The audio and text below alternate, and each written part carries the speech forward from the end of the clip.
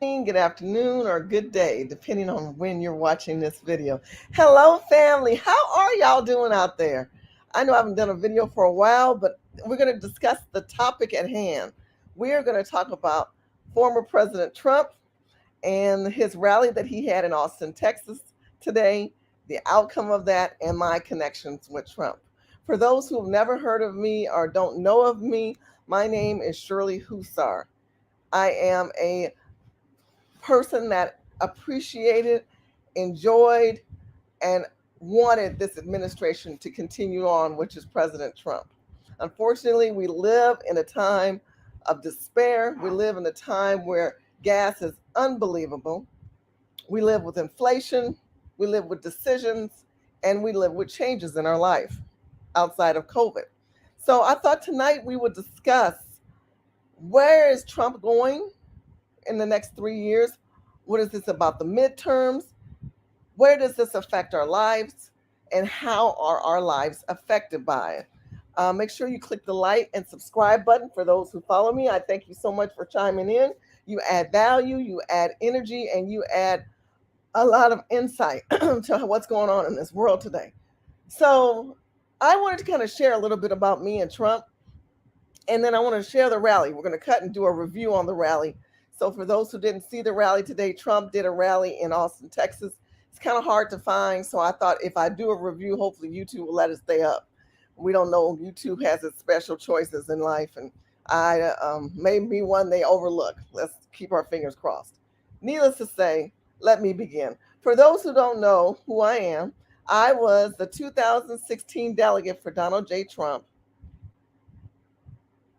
and I made a world of difference. I was the first African American in U.S. history to announce with her sons on the platform at the RNC in Cleveland.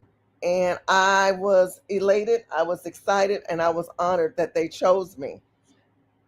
My sons were with me, and that was a little shocking because we did not expect to be chosen. We did not expect to be in front of a platform of that magnitude.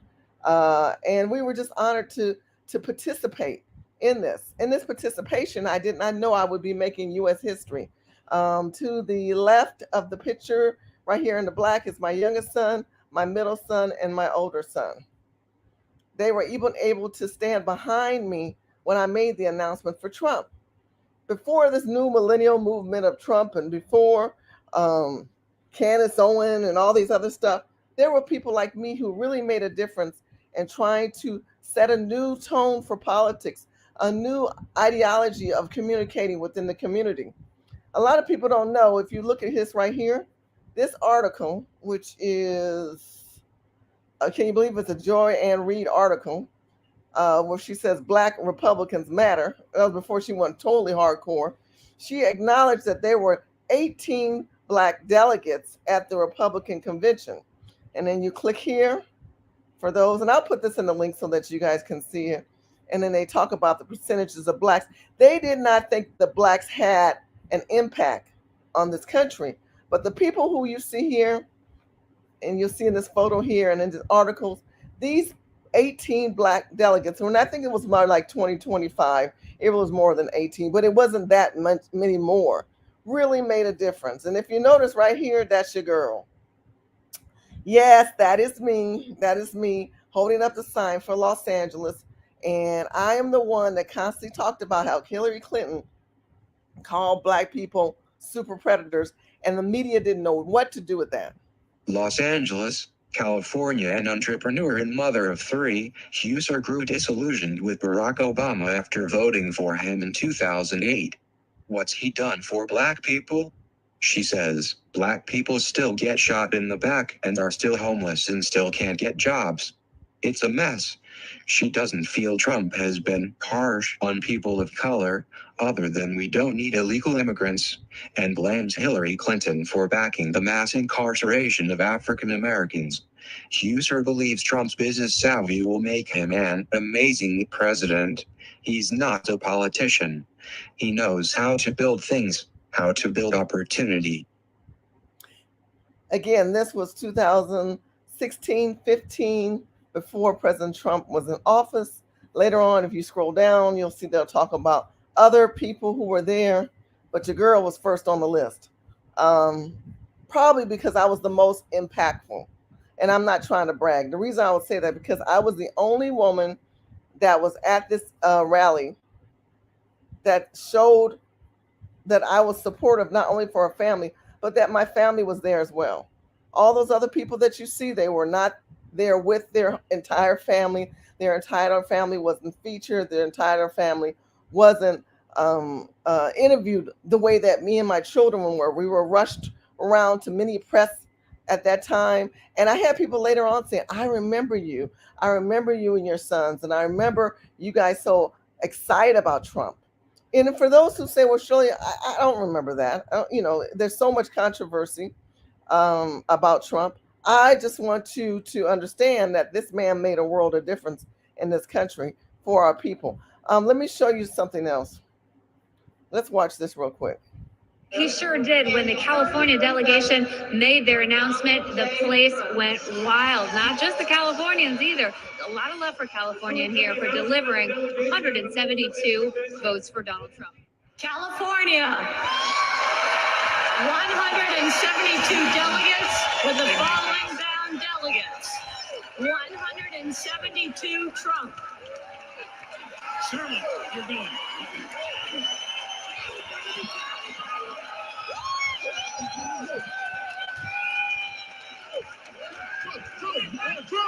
We want Trump!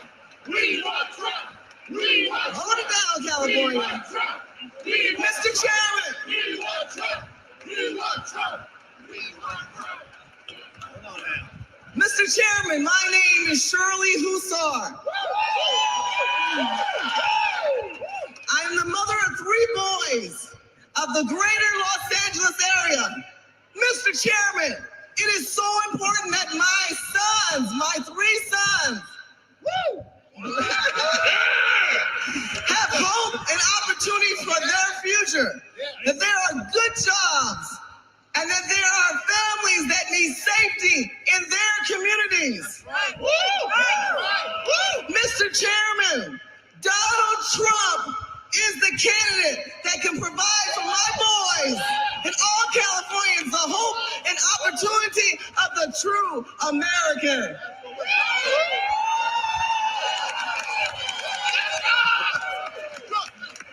That's why I am honored to stand before you today in behalf of the great state of California.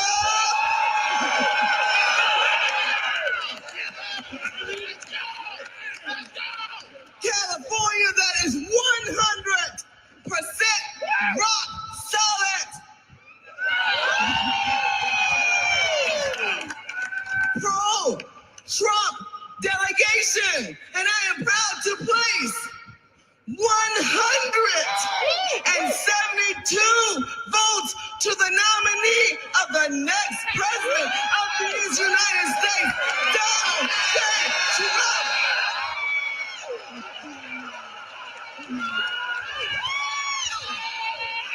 God bless you. God bless America. We want Trump! We want Trump! We want Trump! We want Trump! We want Trump! We want Trump! We want Trump! We want Trump! We want Trump! We want Trump! Now! We want Trump! Now! We want Trump! We want Trump! Pursuant to the announcement of the delegation and the rules of this convention, California, 172 votes, Trump. Yes, and that was history. So fast forward to where we are today and what do we consist of and where are we going in this country. I think that's our main concern. It's because we have a president who's now in place who has kind of dismantled, right, what Trump has wanted to do, make America great again. Let's have a conversation about businesses and jobs. Let's do import instead of exporting, importing everything. Let's start developing as far as, when we talk about oil and crude oil here in America. And then here comes the president who caps all the oil off. Here comes the president who basically doesn't want to build in America. He wants to have more and more immigrants and migration movement continue through this country. one of the things that I continue to talk about, and if you walked through my old videos in the past, I constantly talked about immigrants and migrants and how they affect the community, especially the Black community. And I have to clarify this. People think that we hate immigrants. We don't hate immigrants. We don't like people who come here illegally, and come here as aliens, who come here and are dismantled, skillless people, and then replace African Americans who are in this country before 1619, okay? Who have displaced us. Government has allowed us to be displaced. You've seen my homeless videos and other things of that extension. Immigration is huge. And President Trump, was setting a standard and brought an awareness and an awakening that immigration was pertinent in how it affected our community. Fast forward to 2022. You guys can say, surely we know all that. You know all that because of the fact that you see the outcome of it. You're living it. Knowledge is one thing, but experience is even worse. Because we all knew that back then and we were trying to convey that message, but it didn't really matter because they saw it coming. They knew it was coming, but most people in our community did not. Let me show you something I thought was interesting. I found an article, and I am going to review the video, so we're going to talk about that. But I want you to see this. I did find this article. It was kind of like, hold on, let me let you hear what it had to say about Black men and immigrants. How did the Black civil rights movement impact immigration? The civil rights movement not only desegregated the South, but also paved the way to desegregate our nation's borders, helping to enact the Immigration and Nationality Act of 1965, eliminating race-based quotas and ushering in a new era of immigration. FEB 15:2. Now, the problem with immigration is they migrated off of the backs of African American descendants of slaves, because the civil rights movement was never about immigration. If you study Dr. King, he even talked about the poor whites that circumvented us, even the Jews who moved to the South in Tulsa and Alabama and Mississippi and to some of these, and Texas, some of these heavily oiled areas where they allocated money and rights to them. When we talk about migration and immigration and how they have misconstrued the civil rights movement. You guys need to research your homework on that. But I thought this one was interesting too. 1 in 10 Black people in the U.S. are immigrants. The number of Black immigrants living in the country reached 4.6 million in 2019, up from roughly 800,000 in 1980. This increase accounted for 19% of the growth in the overall Black population, which increased by 20 million during the same period. Now, you know, it's interesting what they call Black. What the hell do you people call Black? Because now everyone is Black. That is a word that's now misconstrued, right? We know that we've heard enough Black people saying Black this, Black that, and Black ain't working. But what we're talking about is African Americans who are descendants of slaves, who are now finding out that their rights have been taken away, their opportunities have been taken away, and being transferred to this new group of people. We're seeing under this administration with the Ukrainians and the Russians and the wars that are going on, we're going to hear a reaction and a retaliation rising within the community. Now, this does not mean Black. This can be Black, white, or whatever. So I know a lot of people who are watching are not always Black, but they're also of other ethnic groups. Needless to say, let's move on and let's talk about the rally. Recently today, President Trump came to Austin, Texas, and he spoke at a tour, and he's on tour right now. He spoke regarding what this administration is doing and how it affects our lives. Today, I want to share with you, as a Trump supporter, as an advocate, as a delegate for Donald Trump, and I was a surrogate during the duration of his administration. I was asked to speak, and I was also on many White House calls and conversations. Today, I just want to let you know I still am an avid supporter for President Trump. And do I feel that at times they could have utilized people like me? Absolutely. But there are people who are shielded around President Trump that will not allow him to touch the ground. Touching the ground means people like me who are on the ground, boots on the ground, connected to the people, knowing the needs and the assets needed for a specific culture of people, which are descendants of slave children people. I say that because it's important that people understand that there are people in this country who think all blacks are the same, and we are not all the same. And I know I become repetitive on that, but it's not clarified in that. And the people who were supporting Trump back in 2016 that you saw in articles and rallies and things like that, we were just people who were desiring to see this man do well. We were out there and we put our names and our faces. And when people were saying, "Oh, you guys are crazy," they thought we were nuts. They called us names, and we took the blunt. None of them people like the Candace Owens and the rest of them who came later took the blunt that we did, and they exposed us. I mean, here I am with articles, and here's another everything that they talk about. Place that I spoke on. I used to speak on the Black Tea. It was the Black. What is this channel called? The Black Hollywood Live. And in 2015, I predicted that Trump would be president. And 2015, they laughed at me. Here I am. You know who he is, Corbett. And then there's other articles. But I wanted you to show so that you know my connection and my contribution. And I'm very grateful to have contributed that, and I have no regrets. But let's move forward. We have an administration that has dismantled all that we fought for, dismantled all that we believed in, and now we're dealing with this administration. Let's hear President Trump input on that dismantle, and I'll be stopping in between the videos to just get, a particular take on it. Okay, I'm gonna shut that music down because YouTube don't like you doing all that. So I'm gonna fast forward to where he's getting ready to speak. Here we go. Where is Don? Come here, Don. Come here. You can't give that kind of a speech before I speak. They'll say the father's a stiff. I don't want that kind of a speech. It's too good. Anyway.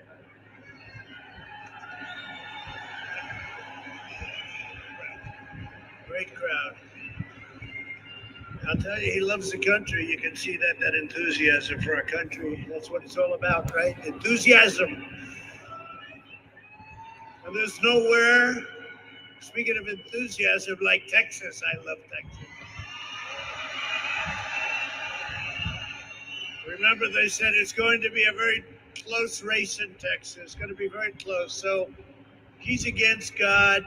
He's against oil, he's against guns. And they said it was going to be close. I didn't think so, and it wasn't close. We won that race by a lot. But I'm thrilled to be back in the Lone Star State with thousands of hardworking American patriots who love our country, honor our history, and proudly salute our great American flag. I want to begin by thanking your terrific leaders here in Texas. They really are great leaders. They really are amazing people. Friends of mine, but they're warriors. Your governor, Greg Abbott, he's really worked hard. Your lieutenant governor, one of the greatest politicians I know. I've endorsed more people for this man. He tells me we have a great state senator. We have a great land commissioner who happens to be here. We have a great everything. Everything's always so great. And if they ever go against me, I call them up. I say, Dan Patrick, what the hell did you do? But your Lieutenant Governor, Dan Patrick, Dan, what a good man. His son, by the way, did a fantastic job as U.S. Attorney. We have a wonderful man who I think is one of the best in the country, one of the sharpest, and he's a fighter like no other. He's your Attorney General, Ken Paxton. Good. Thank you, Ken. I'm letting this play because I want you to realize that Trump is really setting a tone for how he's playing chess right now. He's setting relationships with states that he know have to make huge impacts. He know California is a wash, okay? California is losing congressional seats, by the way. That's a whole other video that should be done. But they are not able to hold their congressional seats.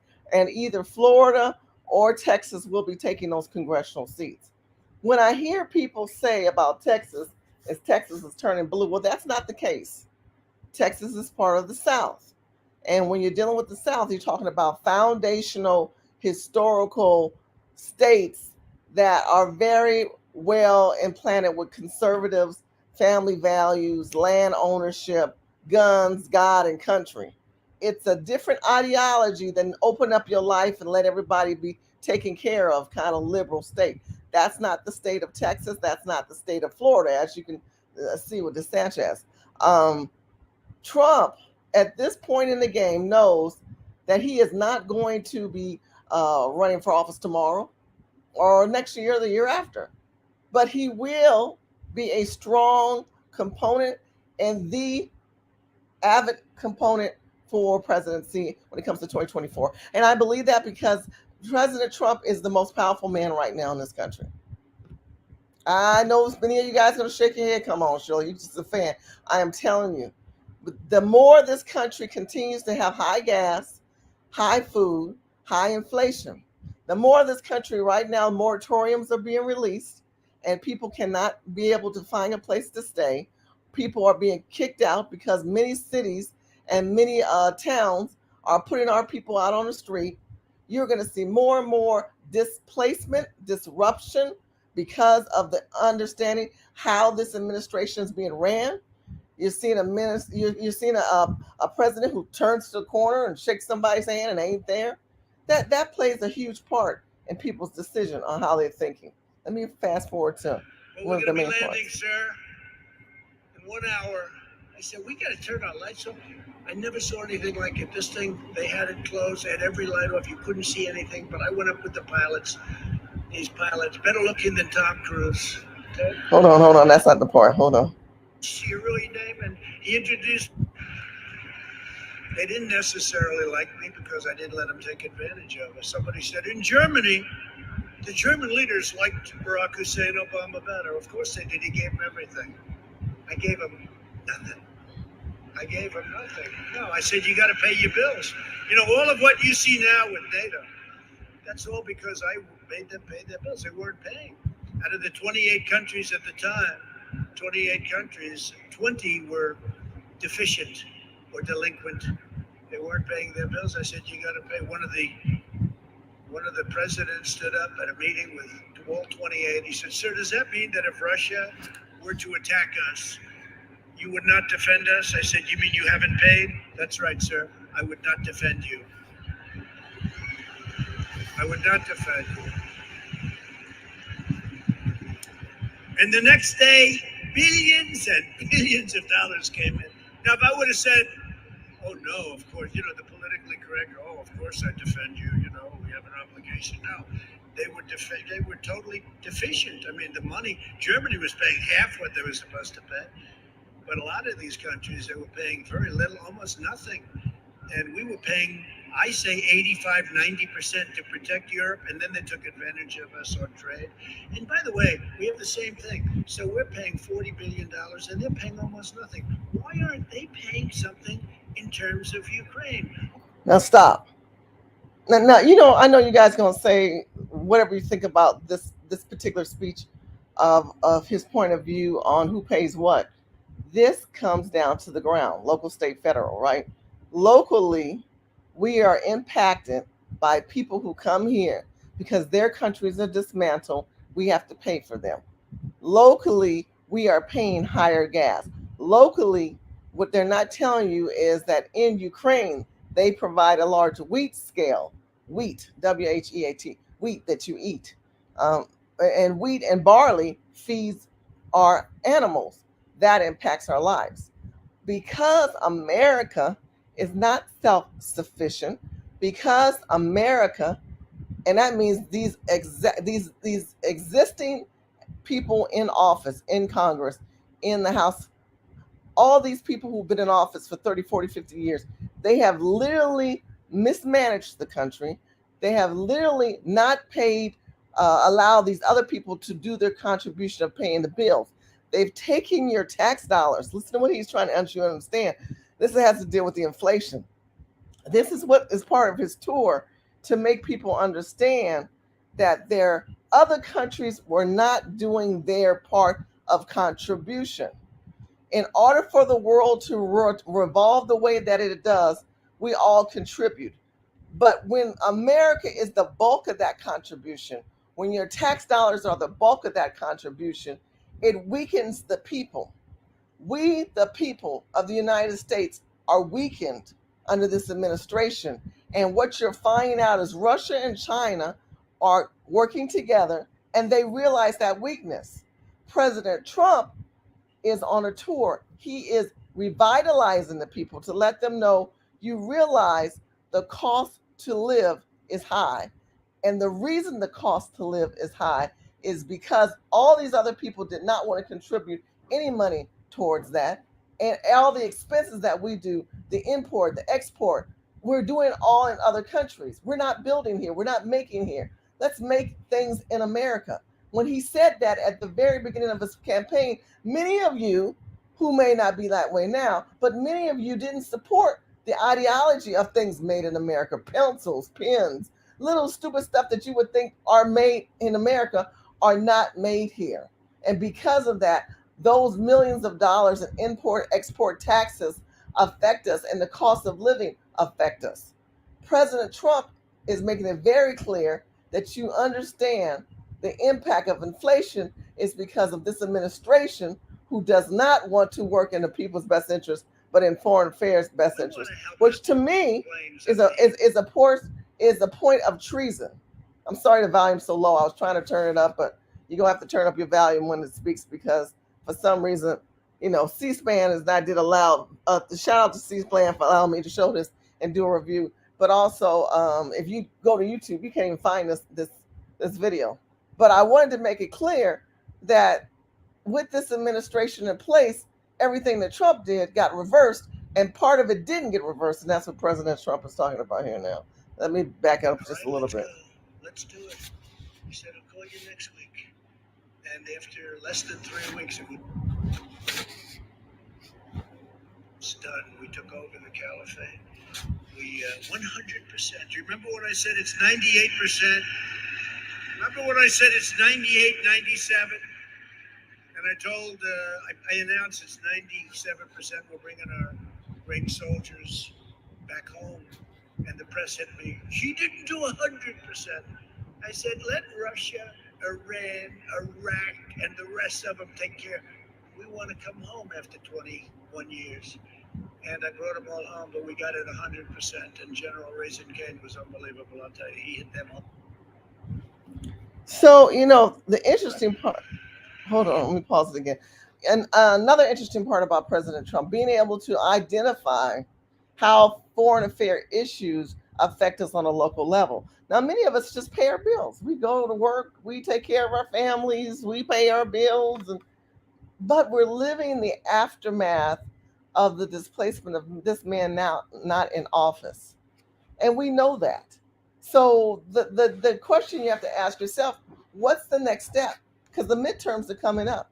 Candidates are coming up. And you need to know who these candidates are and how they affect your life. And the only way you're going to know who they are is you're going to have to look them up. You're going state by state. Look at your state. Look what they have to say and move from there. Let me move up a little bit more in this video.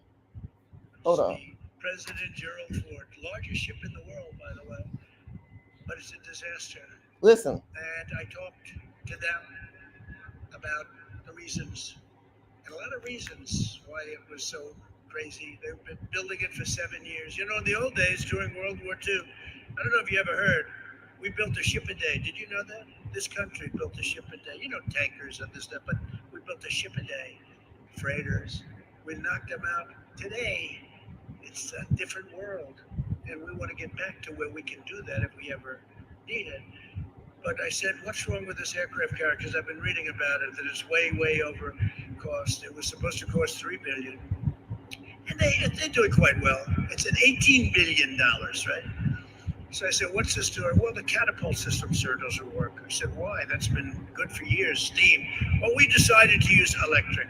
I said, wait a minute, for years, you see all the planes get catapulted off the deck.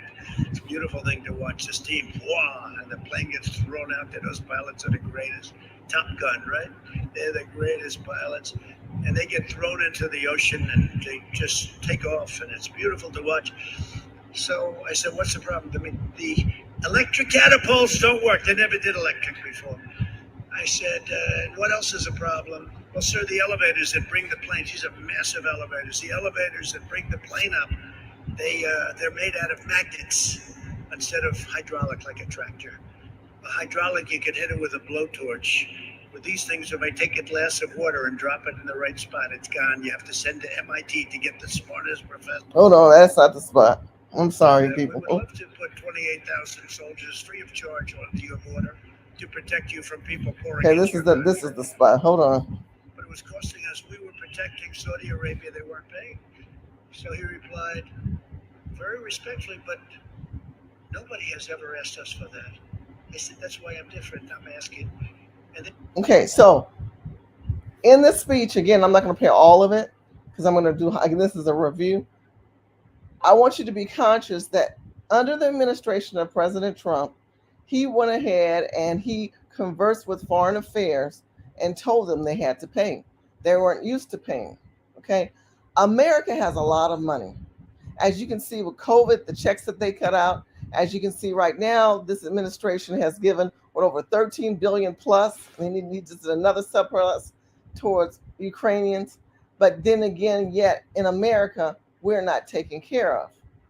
I believe you're about to embark on a revolutionary war. I've said that before. I'm still standing behind it because what you're having here is a displacement under this current administration versus this administration who told these people, if you want us to work with this, you have to pay. And the other administration said, well, it's okay. So it makes you wonder, say, where's the loyalty with this administration? Is there any loyalty with this administration? Because obviously they are on an agenda, and their agenda is to continue to see a divisive movement within this country and us to have more immigrants migrate into this country. Very interesting. They agreed to pay. This was easier than renting a middle-income apartment. And he's a good man, but they agreed to pay immediately. I said, look, it's costing us billions and billions of dollars to protect Saudi Arabia, and you have nothing but cash. And you have to pay. And he said, but I'll never forget it, but nobody has ever asked us to do that. That was his reason for not paying. And when I asked him, they pay. You don't get what you don't ask for, and you won't be treated fairly. And the interesting thing is I get along great with Saudi Arabia. I get along great with all these countries. Hey, look, they always say I was soft on Russia. I'm the one that terminated their pipeline. I'm the one that put sanctions on them. I'm the one that got NATO to pay $430 billion to protect against Russia. And then these horrible, horrible people say Trump was soft on Russia. I'll never forget Putin saying to me, you're killing me on the pipeline. I say, sorry, Vladimir, I have to do it. Think of it, I ended the pipeline. It was terminated. That was the biggest thing they ever did. They were going to get billions and billions of dollars a week. And I said, nope, it's over. And then Biden came in and he approved it. And by the way, he killed the Keystone Pipeline. How about that one? He did a little reversal. When Mexico refused to help secure the border and stop illegal immigration, I announced that I was putting a 5% tariff on all goods coming from Mexico. And then I said it goes to 10% the following, 15%, 20%, and then 25% the following week. And they said, we will never do these things. And as soon as they heard about the tariff, they said, we would love to do that. We would love to put 28,000 soldiers free of charge onto your border to protect you from people pouring into your country. It's true. I went to the State Department about that. I said to the State Department, a woman, very good woman, 25 years she dealt only with Mexico. I said, I want them to give us 28,000 soldiers to protect our border from people coming in because they're coming in through Mexico. And she laughed. And then I said, I want to stay in Mexico. You've been reading a lot about it. In other words, nobody can come into our country. They have to wait in Mexico. And if they get approved, which wasn't too often, if they get approved, hundreds of thousands of people. And to today, I'm going to stop the video right there.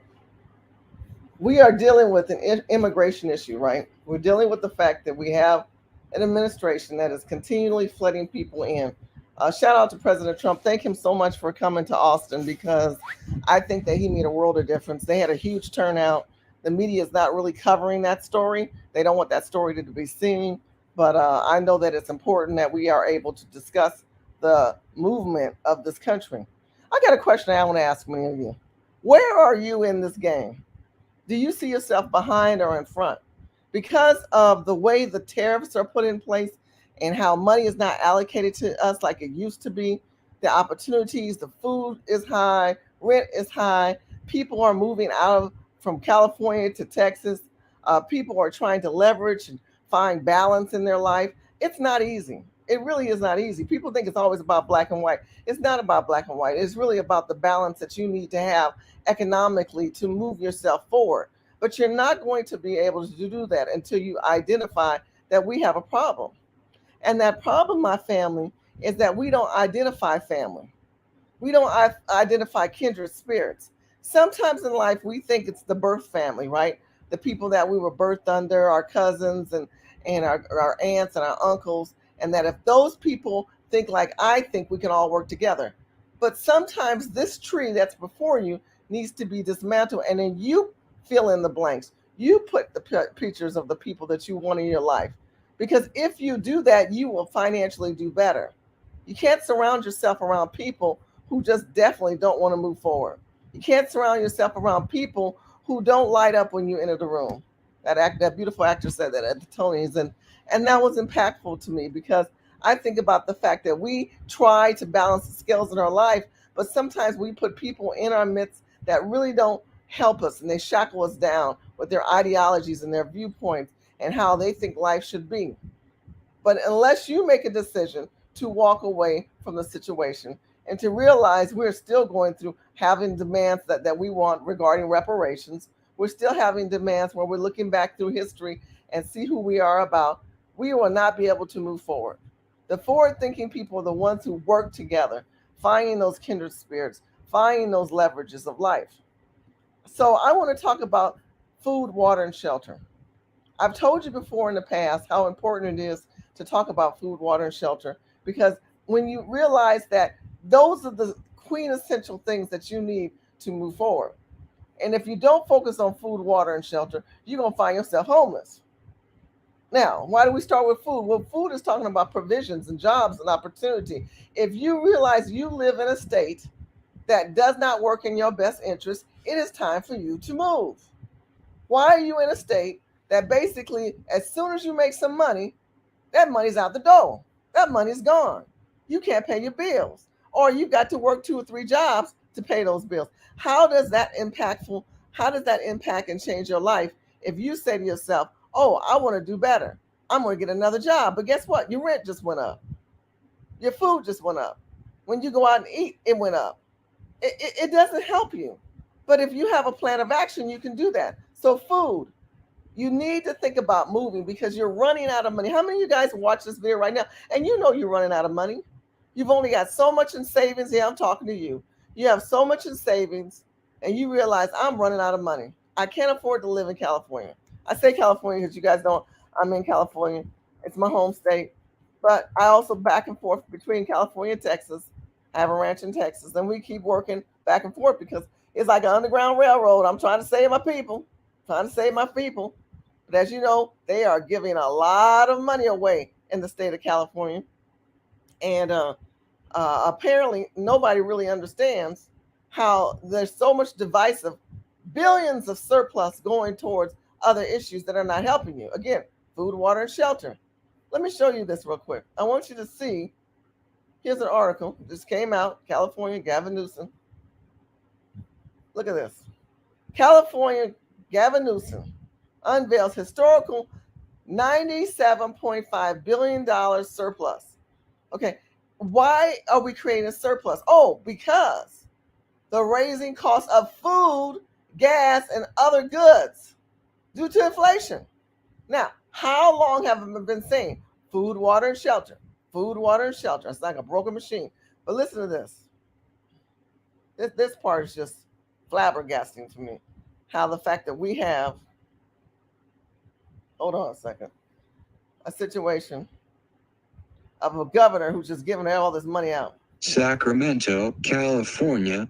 California is entering the next budget year with a record-smashing surplus of nearly $100 billion, Governor Gavin Newsom said Friday. Newsom unveiled a revised budget plan of just over $300 billion for the next fiscal year, the highest in state history and fueled by surging tax revenues.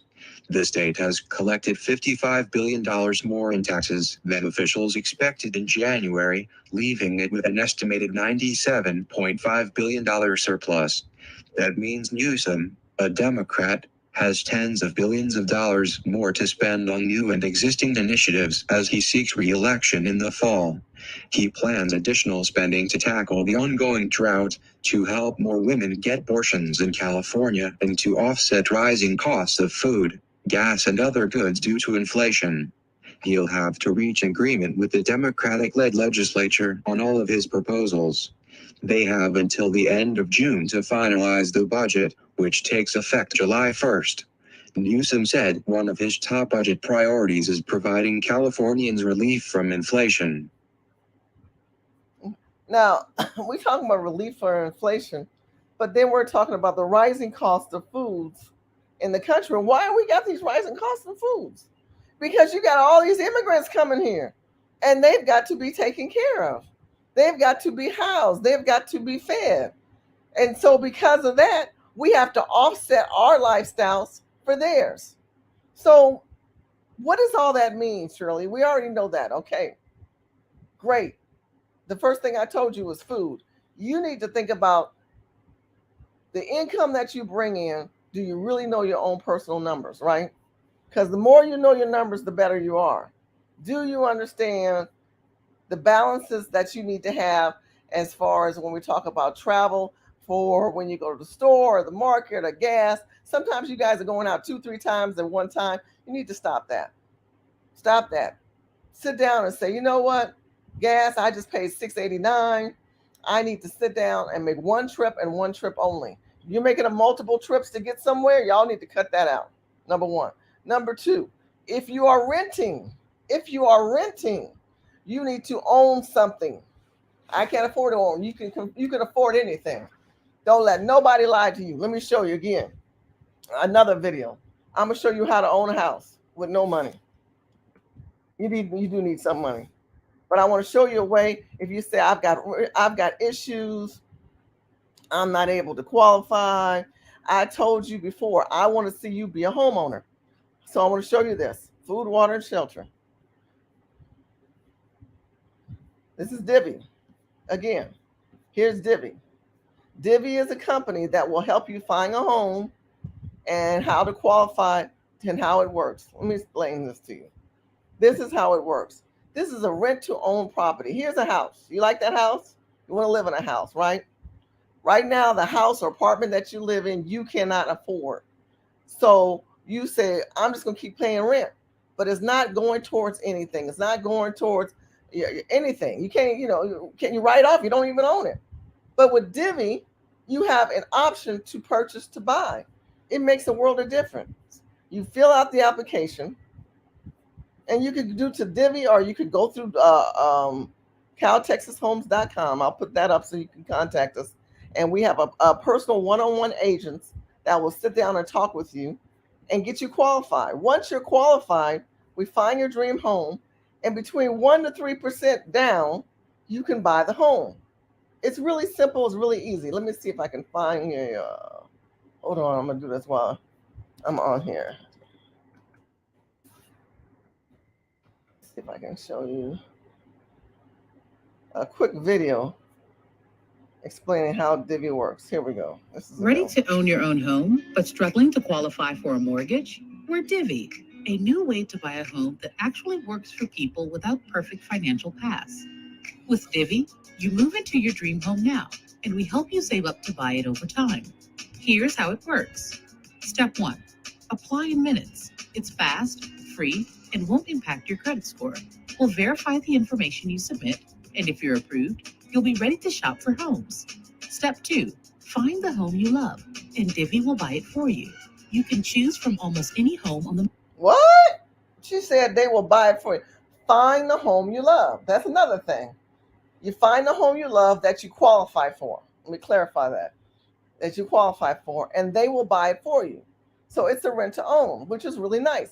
Divvy does not work in California. So if you live in California, came out of California, it's funny, the corporate office is in California, but they do work in the South. There's many homes in the South. Like you see right here, they're showing St. Louis, Georgia, Texas. You can buy a home. Love, and Divvy will buy it for you. You can choose from almost any home on the market. Seriously, all you need is a 1 to 2% down payment. Step 3. Rent your Divvy home from us while we help you save up to buy it. Part of your payment every month will go straight into savings, so you don't have to worry about getting a down payment ready. And if you ever choose not to buy your Divvy home, those savings go straight back to you, minus a relisting fee. Step 4. Own your home. As soon as you're ready to qualify for a mortgage, you can buy your Divvy home from us. Divvy's program is designed to get you mortgage ready in 3 years, but you can buy it anytime. If you're ready early, it's all yours. No penalties. Why wait to live in a home you love? Get started with Divvy now. Now, I'm a real estate agent. For those who may not know, I believe in that the opportunity for us is there if we take it. I believe that each one of you guys deserve to have the right to live in a home, to own a home. But if you're not making the effort to understanding to push yourself ahead of everybody else, you'll never get there. And the only way you're going to get there is you identify that there's opportunities through Divvy. Divvy is another one, and there's other ones out there, but we're talking about food, water, and shelter, right? Let me show you this. And of course, leverage. Right now, interest rates are on a high. They're moving up. Rates are going up on homes. Let me find something and show you this online. News.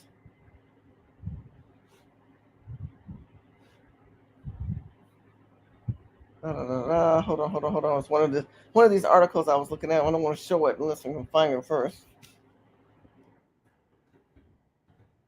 And why? Hold on a second.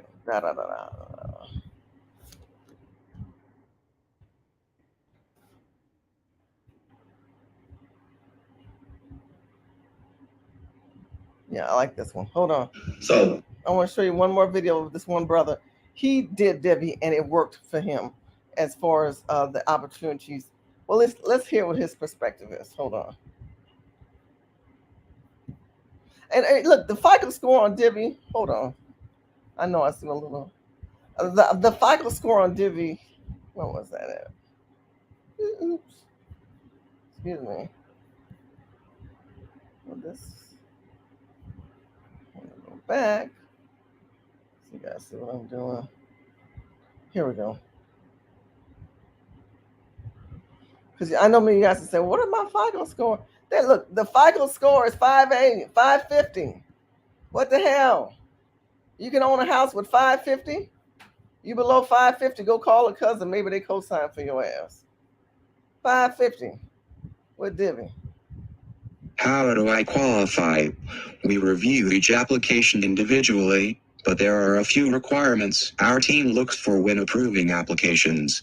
Here are the things you'll need to qualify for Divvy. A FICO score of at least 550 asterisk. All applicants need to pass a soft credit check. This won't affect your credit score. We'll look at your FICO score, recent loan delinquencies, and any foreclosures or bankruptcies asterisk asterisk. In some cases, how do I qualify? We review each application individually, but there are a few requirements our team looks for when approving applications. Here are the things you'll need to qualify for. You know, the interesting part to me is they even look at you with foreclosures. A minimum monthly household income of $2,500. You living in California? Minimum monthly household income of $2,500. Now you probably say, Shirley, what the hell you gonna get? Where you gonna live if you make less than $2,500? Well, you'd be surprised the houses that you see in the South. You'd be surprised how cheap these houses are in the South. Just in the South, they're cheap. 3 months of variable income, okay, verifiable income. If you can prove that you have a job for 3 months, we help you out. And then they do a slight background check, government ID, you know, you got to be a U.S. citizen. And I just love this program. I'm gonna love this program. I'm probably gonna have somebody on my show on this program. I'm gonna bring um, one of the realtors I work with out here in Texas and California realtors. I'm a Divvy agent, but I'm not able to use it in California. I don't think they're gonna do California. I think California's just too high. But it's an opportunity to shift your family. Because if you don't think about how the family is today and how your life is impacted by all of this, I mean, when we think about the black family, and I'm black, when we think about the black family, many families, their whole families are moving, right? The grandparents, the daughter, and the children. There's 3 generations here. And right now, you're dealing with a movement of migration, of people moving in and out of this country.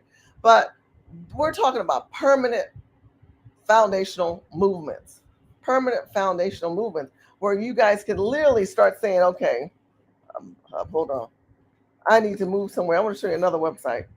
This is regarding housing, and this reverts to Trump because Trump has been talking about migration movement. He's been talking about how these people have come in this country, and it's really sad. It's really sad to say that all these people are able to come really uh, live a lifestyle where we can't afford it. Let me give you another site. This is one of my favorite sites that I go to. I don't share this one too often, but I think that it's important in case you want to know I can't afford it. Okay, here's Texas. Here's a bank-owned property, right? This property is 3 bedrooms, 3 baths, 3 bedrooms, 3 baths, and it's $66,000. It's $66,000. You see that? Cash bid. Again, if the house is habitable, Divvy is opening to buy it. Here's another one in Texas, $44,000. And it's a piece of shit. I know it is, but I just want to show you the good, the bad, the ugly of some of these bank-owned properties. Let's say you have a big family. You have a big family. You say, sure, I got a pretty big family. Look at this bank-owned property. This is the bank-owned properties. This one here, it's in Texas, 2,800 square feet, 3 bedrooms, 2 baths, $340,000. If I were you and I have that beautiful family that I just showed you earlier, African American family, I would move out. And the reason I would move out because 3 incomes could manage a space this large. You can manage a space this large. Okay? If we were to go towards, what would we say, Georgia?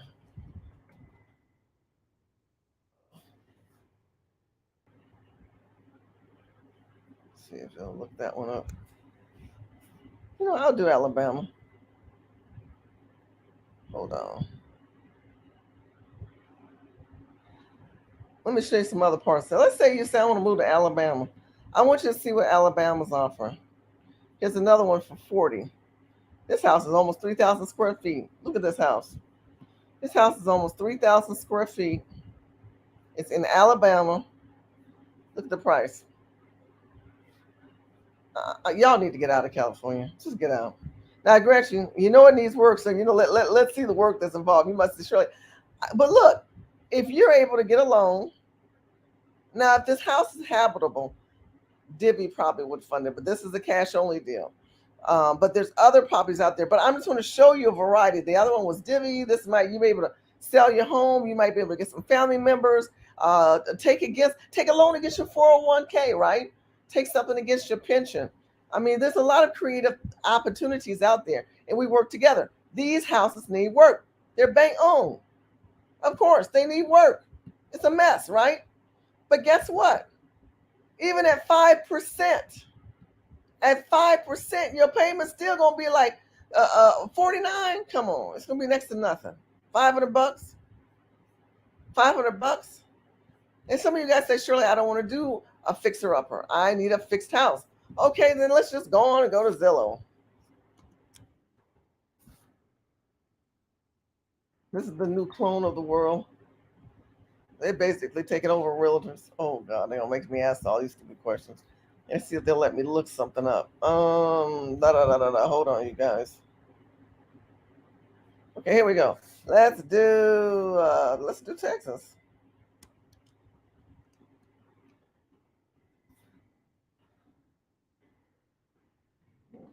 Okay, here's Texas. These are current properties in Texas. These are high-end properties in Texas. So let me tell you how this works. You have Central Texas, Northern Texas, and you have all of this area where Austin is. Okay. I would suggest you consider Central Texas. I would suggest any part of Texas outside of California. I do not agree with the border because the border's got some great deals, but there's some people crawling under the ground. So I'm not a big advocate for some of the deals on the borders. But some of you guys, if you're able to afford it, look here. Here's a house. $1 million would never get you this in California. Just wouldn't get it. Here's an example. Here's a house for sale, $1 million. Now we saw cheap house to crappy house to really nice house. This house is 56, almost 6,000 square feet, right? And look at this. It's a beautiful home. Beautiful home. What I'm trying to make you understand is that you guys need to put your money together. Maybe you and a cousin, you and an uncle. Because when we talk about what President Trump was trying to do was bring family back together. What President Trump was doing was uniting the country. That's what he was doing. But now we have administrations that have dismantled us. And it feels very civil war-ish. It seems like a revolutionary war that I get the feel of in this country. So I want to help my people. And that means anybody that follows and believes in what I have to say. I want you to do your own dang homework. I'm just giving you an opportunity to realize that there's deals all over. Here's another home. This one just got put on market. It says an hour. It's been up an hour. Okay. Look at this beautiful home. This home is 129,000 square feet, 2 bedrooms, 2 baths. Interest right now is about between 4% and 5%. Payment's going to be $500-$600 a month. Okay. Here's the bigger homes, you guys. For those who say I like the big, gorgeous homes, this one's 6,000 square feet. Right? It's got land with it. I believe y'all should get land. Why? Because the better you are with land, you could grow your own things. You can do your own things with the land. Look at this. Beautiful home. Beautiful home. I don't know about green. That's kind of different, huh? Really nice home, though. There's so many opportunities in the South. Let's look at, and you guys are saying, I've never been to the South. I'm scared. I don't know. I've never moved out of a state. Well, doggone it, don't be scared, because you're gonna be stressed the hell out.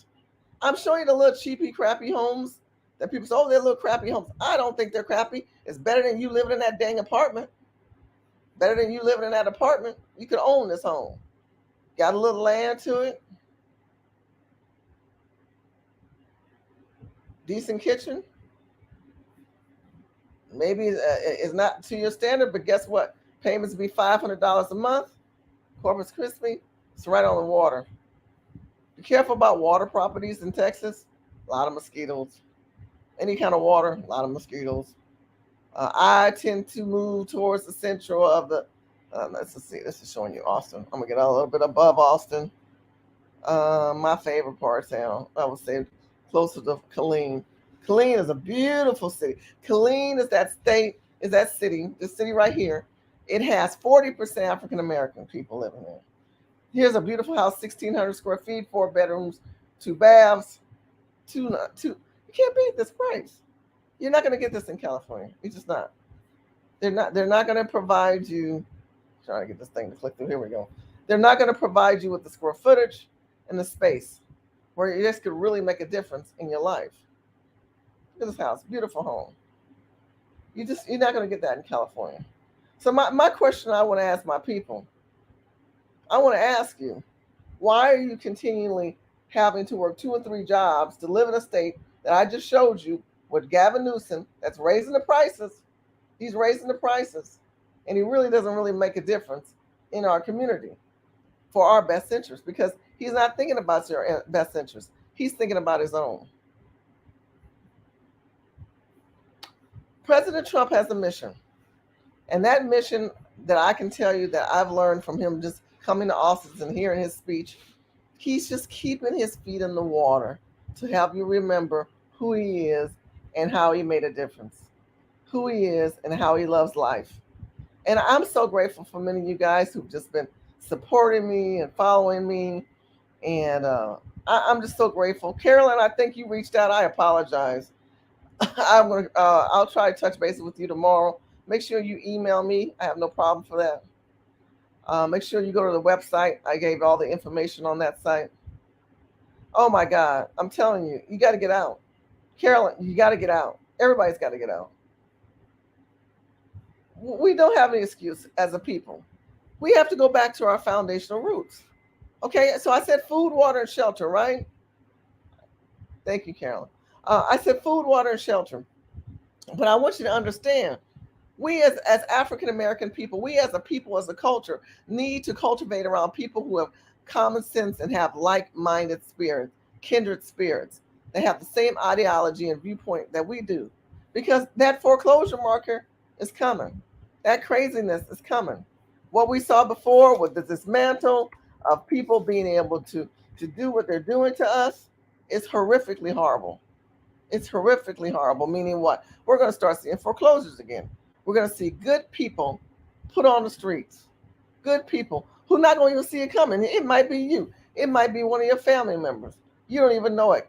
The displacement is coming. Let me show you a displacement video of the real estate market that just got put out was it a day ago or May 11th. Again, another situation of our people being dismantled on the streets. Out-of-state companies are buying homes across our area are being sold to people who don't actually live here. We've told you about the problems with out-of-state landlords for years, and tonight, one local lawmaker says that he really wants to do something about it. Evan Millward is in Coleraine with the plan, and why some actually wanted to go a little bit further.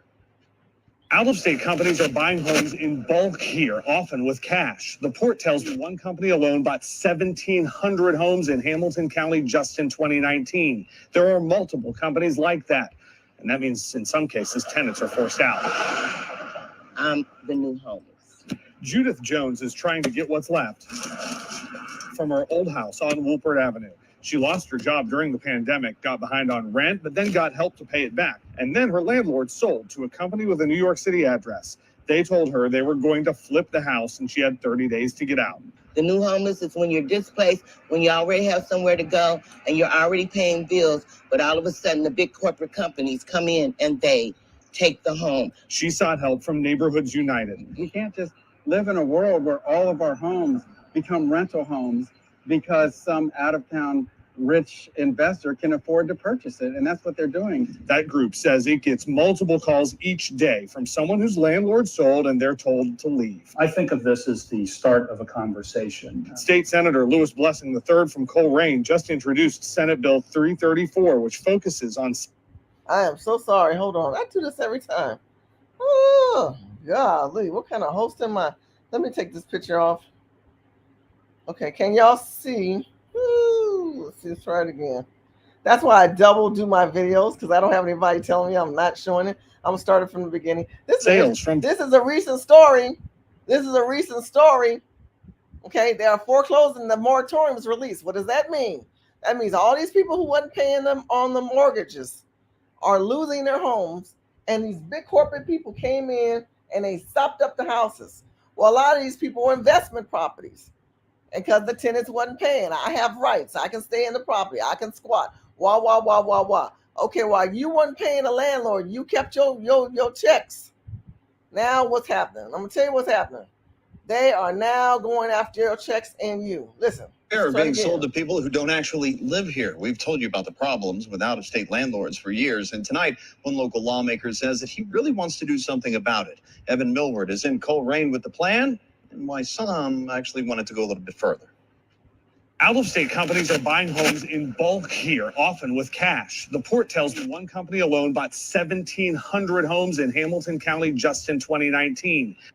1,700 homes just in 2019. That's right before COVID, right? So that told you that this state and this part of Ohio was crippled. This is a crippling part of Ohio, right? So COVID took it to the next level. It took it to the next level. There are multiple companies like that, and that means in some cases tenants are forced out. I'm the new homeless. Judith Jones is trying to get what's left from her old house on Woolpert Avenue. She lost her job during the pandemic, got behind on rent, but then got help to pay it back. And then her landlord sold to a company with a New York City address. They told her they were going to flip the house and she had 30 days to get out. The new homeless is when you're displaced, when you already have somewhere to go and you're already paying bills, but all of a sudden the big corporate companies come in and they take the home. She sought help from Neighborhoods United. We can't just live in a world where all of our homes become rental homes because some out-of-town rich investor can afford to purchase it, and that's what they're doing. That group says it gets multiple calls each day from someone whose landlord sold and they're told to leave. I think of this as the start of a conversation. State Senator Louis Blessing III from Coleraine just introduced Senate Bill 334, which focuses on sales from foreclosure. It sets up a 45-day window to give tenants and local nonprofits or municipalities the right of first refusal at a sheriff's sale. Home ownership in and of itself is a good thing. It's an opportunity. Okay, now so listen. He's saying that the bill that he's trying to put in place, because it's not in place right now, they bleeding, gives the tenant the first right of purchase, which means you should be able to use what? Divvy. I'm trying to update y'all. I'm trying to keep you in place, because many of you guys may know of somebody or a friend or a family member that this information could be shared with. Please, let's all start trying to help each other. It's not about us. It's about us being able to survive and also save as many as we can. Let me just kind of place that a little bit. Ownership in and of itself is a good thing. It's an opportunity to build intergenerational wealth. It helps with family formation. The poor. Oh my God. He's a Republican in the 8th district. He's a Republican in the 8th district. Now, you think the Democrats want black people to own anything? No. This is a Republican in Ohio. Let's keep going. In December, bought 194 homes from a bankrupt landlord and is working to help tenants become owners. Its CEO calls profit-focused absentee landlords immoral. And if we care about neighborhoods being a sense, the people who live in a neighborhood owning their own neighborhood, then we've got to step in and say that's enough. In Coleraine, I'm Evan Millward, WCPO 9 News. Across our area are being sold to people who don't actually live. This is the deal. By the way, make sure you follow me on here. Facebook. We've told you about the problems with out-of-state land. Even though I can't get the damn thing to stop. Make sure you follow me on Facebook, and that's my babies from Mother's Day. Don't they look beautiful? Look, here's the deal. Here's the issue with our people, is that we don't take advantage of the opportunities that are before us. When we see that there are billionaires who are captivating on the poor, and they're going to take advantage of the poor, we think that, oh, the government's going to intervene. The government ain't intervening for us. They're not intervening for us. They're intervening for all the mother foreign people. So if we don't find a way to get legislation to put something in place, I think that's a good bill, because that gives us the first right of refusal. That means that if you're trying to buy the house and someone else is trying to buy from underneath you, you're at least notified. As a tenant, you don't even know when your house is being foreclosed, other than them posting, and you trying to reach your landlord. The landlord doesn't answer. It's sad, but a lot of landlords are stressed because they don't have that money, and a lot of people have to consider that in certain neighborhoods they weren't paying any money. Y'all wasn't paying any money. So again, when we talk about leverage and opportunity and where we are as a country, you keep waiting on this. That ain't gonna happen. The only reparations gonna happen, it starts with you. You are the reparationist. Let me say that again. You are the reparationist. You're the one that has to sit back and make a conscious decision to say, how am I gonna get on in this damn hole that I'm in? But food, water, and shelter. Okay? The first thing you need to do is find shelter and land and opportunities. And I've talked about that. I've talked about that with different videos. Let's hear about Divvy again. Because I talk about Divvy because this is for people who, I'm going to talk about not the worst of the worst, but a lot of us who don't have, maybe have good credit. Many of you may be out there with about a 550 FICO score, 420 FICO score. But with Divvy, you can do that. Another thing you might want to do, let me do this real quick. You should go to Experian. And let me tell you why Experian works. Experian will help you get your credit straightened out. That is where you need to go. Go to Experian, sign up. And Experian will basically take you to the point where it'll help you clean your credit. That's what I did. I just think about things that I did, and I think about when I made my moves after my divorce. I had to make a conscious decision. It was like, okay, Shirley, what are you going to do? I need to clean my credit up. I was in the 500s. Thank God I'm in the 7s. It took some time, but I did it. But I started with Experian, and it helps boost your credit. It helps you get restructured, and you can get free credit reports. There's a lot of pluses uh, with Experience, and why you should consider their membership and what it entails. Let me kind of show you a video with this one couple I thought was really interesting, that shared their opinion on the first thing that you need to do. Because if you realize you below 550, you ain't not gonna be able to get no house with Divvy. Now what do? I'm going to the lowest of the low. Here we go. What does a credit score mean to you? What would you say the definition of a credit score means? To me, the definition. Yeah. My own interpretation would just be the responsibleness of finances. Mm-hmm. But Right. And so the thing is, even if you have, let's say, a lot of credit cards, that doesn't even necessarily mean you're good with your money, does it? It don't, and then it could be a do. Like I've experienced someone, one of my female friends, her mom wanted to get credit consultant, and I lie to you not, she had 19 credit cards. Whoa. And not one of those credit cards had a missed payment or was over 15% utilization. And I was like, whoa. But where she wanted to increase her score, even though the credit cards were in good standing, no missed payments and things like that, she lowered her credit history. So because she had closed out a credit card. No, she ain't closed out a credit card, but she have 19. So now, however many years she have, it has to be divided by that 19 and not in counting mortgage or car loan or any other type of loan.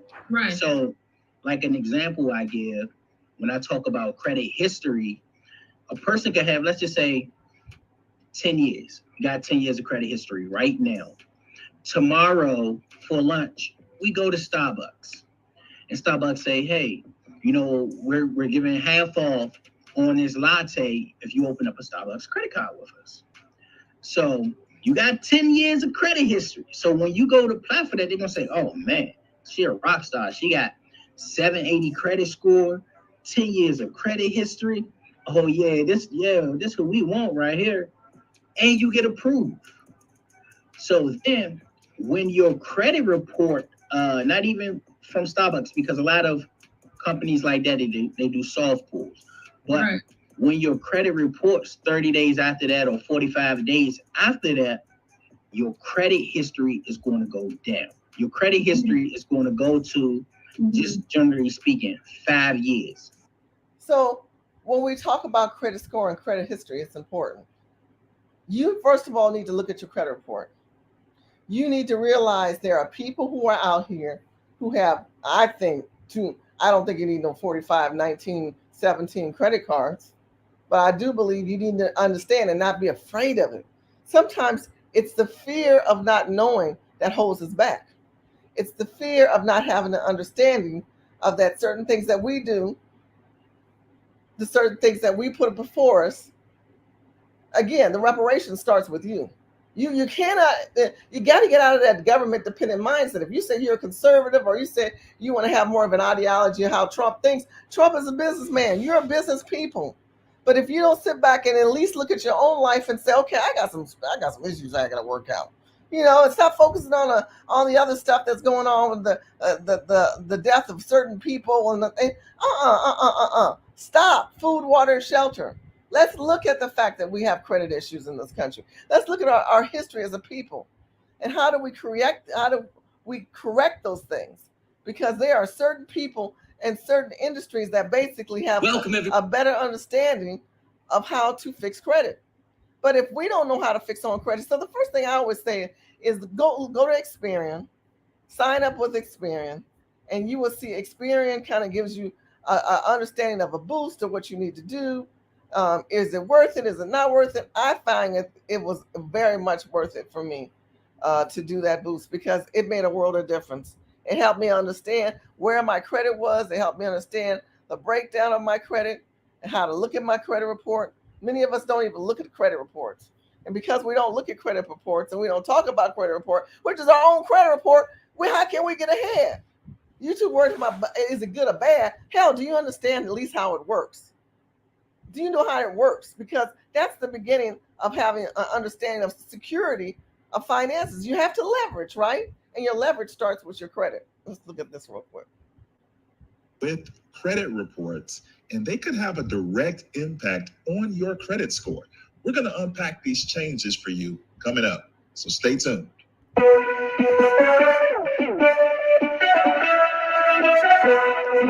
Hey, I'm Tyler, and this is His and Her Money, where we are dedicated to helping you take dominion over your money and your life. I don't know if you know this, man, but credit has a major impact on so many areas of our lives. It's way bigger than trying to get a house or trying to get a car. I mean, insurance companies, utility companies, even companies that are looking to hire people are checking credit. So it's super important that we have an eye on our credit and that we're doing all that we can to keep our credit score high. But guess what? There are some changes that are kind of out of our control that are happening with the credit reporting system. And the only way that we can make sure that we are still on top of things for our personal well-being from a credit worthiness standpoint is to know what's happening. And so there are some changes that I want to talk to you about so that you can have an awareness and so that you can move strategically to make sure that you stay on point. The first one I want to tell you about is this. It's a good thing because I don't know if you were aware of this when everything's kind of hot and heavy with what was going on in the world in 2020 and even in 2021. One of the things that the three major credit bureaus did was they made it available for anybody to be able to get a copy of their credit reports on a weekly basis. Now, prior to this shift, you can only get it once a year. Now, there are three major credit bureaus. There are TransUnion, Equifax, and Experian. And so they had it set up to where you can get one report from each of those bureaus once a year.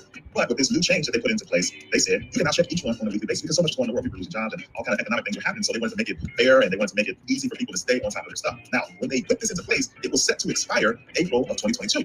But they have now extended it. That's one of the new changes all the way through December of 2022. So if you have been taking advantage of this, or maybe you weren't taking advantage of it because you didn't know about it, you still have time and you can take advantage of getting your credit reports from the three credit bureaus every single week, making sure your stuff is on point, making sure nobody's adding nothing. Did you hear what that brother said? I know I speeded up because I don't want to be sent through a longer video. He's basically breaking it down for you. The credit bureaus after COVID used to say, oh, once a year you could get a free credit report. He said you can get it weekly now because, there's a lot of people coming here claiming who they are, who they aren't. They could take your identity theft. There's a lot of people flooding here, and some of y'all are sleeping at the wheel. You might have decent credit and don't realize someone stole your identity. So it is important to do credit check because you'll know what's going on. And those three credit bureaus, like he mentioned, they have it set up till December 2022. Stay on top of their stuff. Now, when they put this into place, it was set to expire April of 2022. But they have now extended it. That's one of the new changes all the way through December of 2022. So if you have been taking advantage of this, or maybe you weren't taking advantage of it because you didn't know about it, you still have time and you can take advantage of getting your credit reports from the three credit bureaus every single week, making sure your stuff is on point, making sure nobody's adding nothing or taking nothing off that isn't supposed to happen. It's important. You don't know how long it's going to be beyond the extension of December of 2022. So take advantage of it and make sure that your credit reports are on point. The next big change is this. It has to do with buy now, pay later.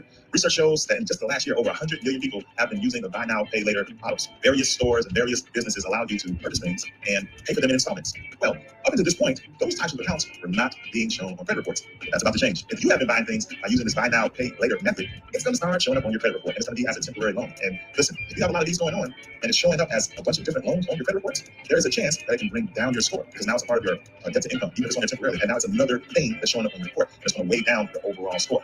So if this has been your jam, if this has been your thing, you may want to consider moving differently because now it can start to have a direct impact on your credit score. Now they are going to be reporting these to all three of the credit bureaus. The next big change is this. The way medical debt is being treated on your credit reports is about to take a major and drastic change. And it starts this summer. Starting on July 1st, the type of medical debt that was turned over to collections but eventually taken care of was still staying on your report. But as of this new change, now that debt will no longer show up on your credit report. Also, as a new change on July 1st is this. You will have a full year to work out with insurance and billing companies when it comes to medical bills that you are issued and that you have to pay. They're giving you 12 months to work things out before it shows up negatively on your credit report. Prior to this new change, they only gave you 6 months to get that negotiated and worked out. Now you have a full 12 months. The next medical debt change that will take place will happen in 2023, and it's this. Any medical debt under $500 will no longer be a part of your credit report and will no longer factor into your credit score. The estimates say that these little tweaks that they're making to how medical debt is reported is going to wipe away about 70% of the medical debt that consumers are currently up against, and that's nothing to That's really good. The next big change that you need to know about is when it comes to delinquencies. As it stands right now, if you had an account that moves into delinquency status, it stays on your credit report for 7 years. Well, the new changes are going to take that waiting period from 7 years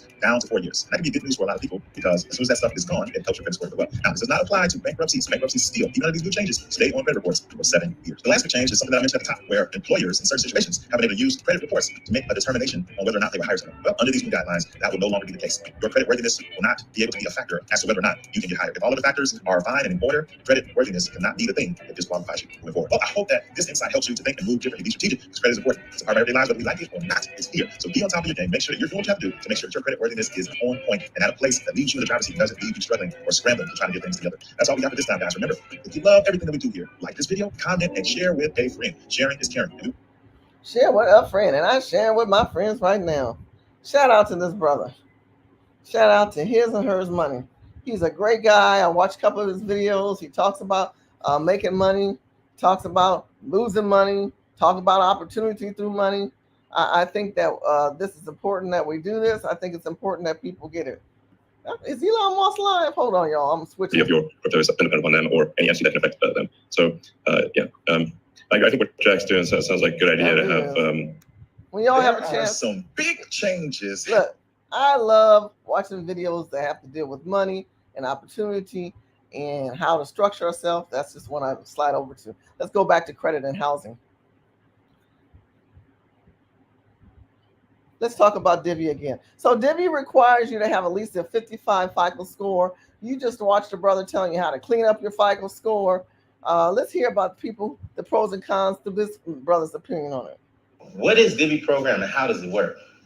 Well, Divvy, of course, is a rent-to-own program. Now, where Divvy differs from what the bank is, it's the qualifications. So traditionally, if you have a credit score high enough and you have funds to close, you would just go get a mortgage, you purchase a home outright. Well, sometimes you come in a situation where you can't get approved, whether your credit score is a little low right now, or you just don't have funds in order to meet the closing cost requirements for these homes. So that's where Divvy kind of comes in. And for somebody who's in one of those type of scenarios, it may be an option for you. So the way the program works is Divvy comes in and you have to qualify, of course. You need to meet the minimum standards, which is at least a 550 FICO score, 6 months job history. You need to make at least $40,000 income. So rent-to-own company, so they check, your background, make sure you haven't had any late payments, any evictions, bankruptcy, things of that nature. So things that they look at, a traditional mortgage may not look at. They just look at the credit score and they look to make sure you have funds to close. And you're probably gonna be squared away. We're in a rent-to-own program. Some things in your past may come back to keep you from getting into a rent-to-own home. So besides all that, once you get qualified, you are approved. Divvy has qualified you for a home. So what is Divvy going to do? You can choose any home in the market as long as it meets the qualifications and the standards that Divvy chooses. So let's just say, for example, you got approved for $200,000. Well, you would contact me, or I would contact you because I'm in communication with you the entire time. We're gonna go shopping for home just like you got a pre-approval from the bank. We're gonna go out. We're gonna find every home that's in the area of your desire within that $200,000 price range. Once we find the house, we're gonna submit that house to Divvy. Divvy's gonna look at that house. They're gonna send their inspectors out. Now, Divvy has to prove to make sure this house is gonna be a house that's gonna be able to be lived in. This can't be a flip home. Can't be a home that's gonna be able to get closed on 6 months from now. It has to be something that's move-in ready. So once they approve on the house, Divvy's gonna put in an offer. Now they're gonna tell you, they're gonna say, hey, this home is listed for $200,000. Now you approved for $200,000, so you can't really wiggle room in that. So you gotta hope that they take cash off. Let's say, for example, the house is listed at like $180,000.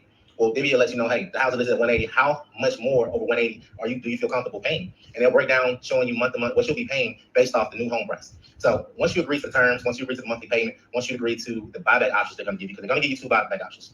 One buyback option is gonna be after 1 year. The next buyback option is going to be after 3 years. So there are going to be 2 different prices. Of course, the 1 year is going to be less than the 3 years because home values go up over time. So once you agree to all of that, all those numbers out the way, the home, you'll be able to open that home within 2 weeks. Divvy's going to close the home, the cash deal, they're going to purchase the home for you. You're going to move in, and you're going to make your monthly payments every single month. Now, disclaimer that there is a higher monthly fee associated with Divvy from what I've seen with the rental market. The rental market is high, but Divvy is a little higher than what I see. But 25% of what you're paying is towards an equity fee. So what the equity payment. So what the equity payment is basically your built-in savings plan. So the way. Okay, so let me slow down. I want to stop here so that you guys have an understanding of what this brother is saying. Because what he's telling you is that when you purchase a Divvy home, your payments are going to be higher than what would normally be higher than. It's not going to be higher than what you're used to. It's going to be higher than what the price is because Divvy, of course, takes a percentage of when you do have the home finally transferred in your name. And Divvy also sets it up where that they put money into like a savings account. He's about to share that right now. They take part of what you pay monthly towards them so that you have enough money down to go ahead and get that FHA loan, which will help you qualify maybe 2 or 3 years down the road. Paying is towards an equity fee. So what the equity payment. So what the equity payment is basically your built-in savings plan. So the way Divvy is trying to force you to save for your home to be able to buy that home back for them is they're putting in a 25% savings into your payment. So they're making you save. So at the end of 1 year or 3 years, you should have a little nest egg that's enough for you to purchase the home back from them without having to worry about where am I going to get the money for closing costs. Because at the end of the 1 year or 3 years, you're going to have to apply for a mortgage, and you're going to have to qualify for a mortgage, and you're going to have to purchase the home back with them. Otherwise, the home will go back on the market. The money you save does go back to you, but if they have to relist or you choose to leave the home and not move forward after the 3 years is up, you get your money back except for the 2% relisting fee. They'll take 2% of your equity payment and they'll relist the home, and then you'll walk away with the rest of your money. So that's basically how the Divvy program works. They're essentially like a cash buy. So if you are in a situation where you do not have the funds for closing costs, and you definitely see a home out there that you like, that you want to make sure you can snatch up before it's gone, and then you may get a program for you. But if you're in a situation where things are kind of tight, you're not comfortable really paying over a certain amount, you can wait. You don't really know where you want to be at. This is probably not a program for you. You have to be certain in a program like this. So anybody who needs more information on this program, please feel free to reach out to me, because this program is not for everybody, but it's definitely going to help some people and assist some people into becoming homeowners before they would be ready otherwise. So I totally agree. I think that it's definitely a program that can work for you and take you to the next level. Another thing I wanted to talk to you about was land ownership. When you own land, the good thing about land ownership is that you can grow your own vegetables. And many people don't realize that we're living in times where we're talking about inflation. We're talking about food inflation. Hold on. There it is. Food and inflation that we're about to embark upon. And so I want to show you this product, which I thought was great, that was shown on Shark Tanks. And I think that people should consider doing. If you say, I don't have a lot of land, but I need to do something with this land, and I want to grow my own vegetables. Again, food, water, and shelter. I'm just showing you little tips and bits, and hopefully you guys like the stuff I'm sharing that I like. But for those who don't have a lot of land, but want to try something different, this little story of what this product does is amazing. Listen to this. Next up is a way to make growing your own food more fun and convenient.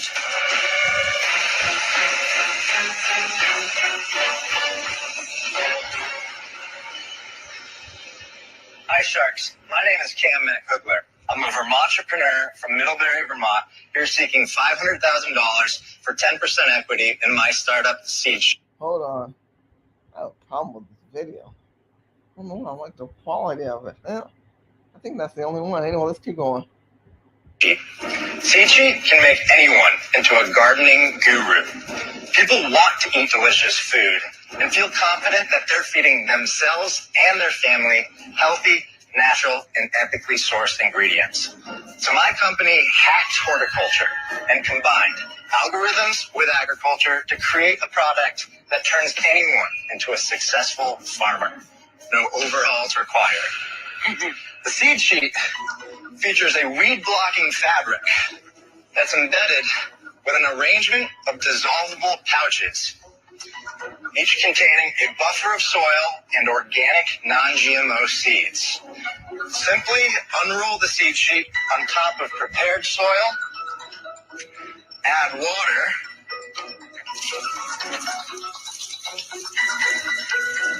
and watch as the pouches dissolve, the seeds sprout, and you convert your windowsill into your own personal farmer's market. Customers can either buy pre-portioned recipe kits like cocktail, hot sauce, herbs, salad, taco, or design their own custom seed sheets. We're not meal delivery, we're farm delivery. So Sharks, who wants to fertilize seed sheets and help grow the future of food? In fact, I'm so confident in my product that I invited Dan from Record Setter here today so we can set a world record.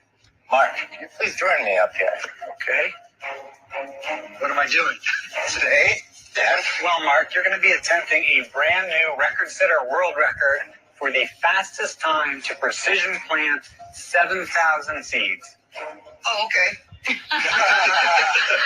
So what we're going to have you do, Mark, is to go on that side and on Dan's command, start to first put that seed sheet on top of the garden bed and roll it in one smooth Why does it smell trajectory. so strong? I might be a Vermont entrepreneur, but I'm also an entrepreneur. Let's go. And go.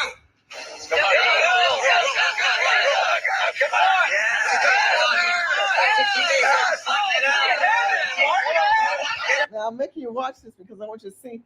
This is all seeds. You can do this in your backyard. You can have a little pot area.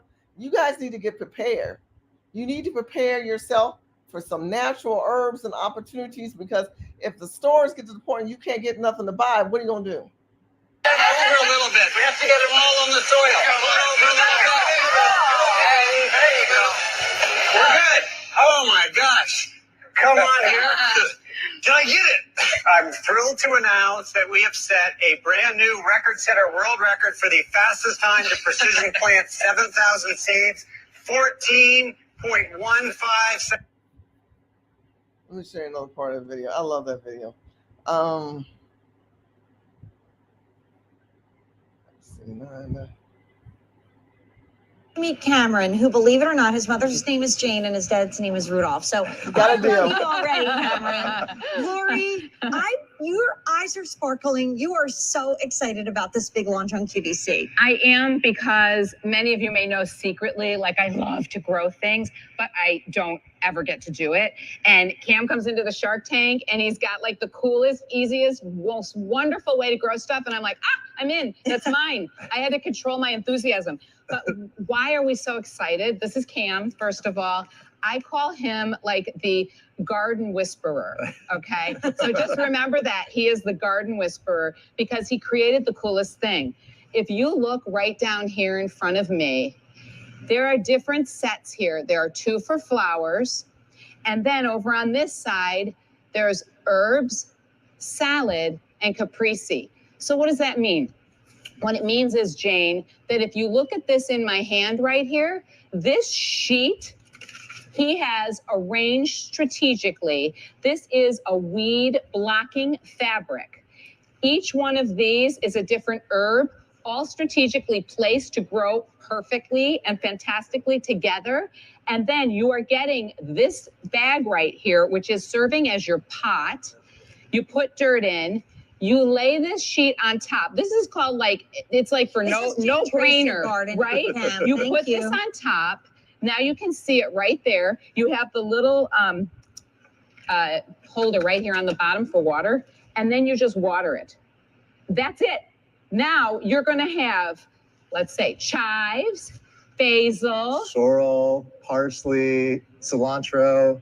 Everything, and it looks like this within just a matter of weeks. And then you go and you snip your basil and everything to eat right into your kitchen. But wait, there's so many choices here. Jane's going to tell you. $24.96, and I want you to see what you're getting. So over here is salad.